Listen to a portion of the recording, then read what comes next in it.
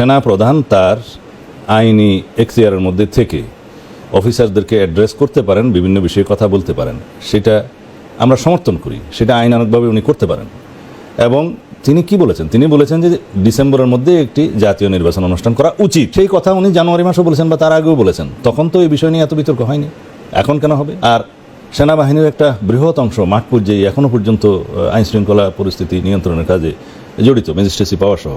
তো সেনাবাহিনী তো অনির্দিষ্টকালের জন্য মাঠে থাকতে পারে না। এটা তো আমাদের জন্য একটা ভালো দিক যে বাংলাদেশের সেনাবাহিনী ডেমোক্রেসিতে ফিরতে চান যথাশীঘ্র সম্ভব।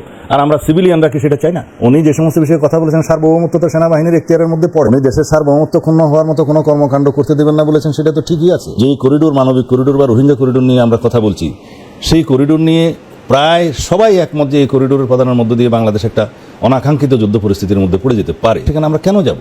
আর সেনাবাহিনীর কোনো মতামত নেওয়া উচিত ছিল না আগে এই বিষয়ে? তো সেটা উনি বলেছেন। বন্দর সাথে জাতীয় স্বার্থ এবং নিরাপত্তা দুটোই জড়িত, এই কথা উনি বলেছেন। আমরা ওনার বক্তব্যকে এই বিষয়গুলোতে সমর্থন করি। এই জন্যই করি যে বাংলাদেশের সেনাবাহিনী গণতন্ত্রের উত্তরণের জন্য বারবার তাগাদা দিচ্ছে, তো সেটাকে সমর্থন করবো না।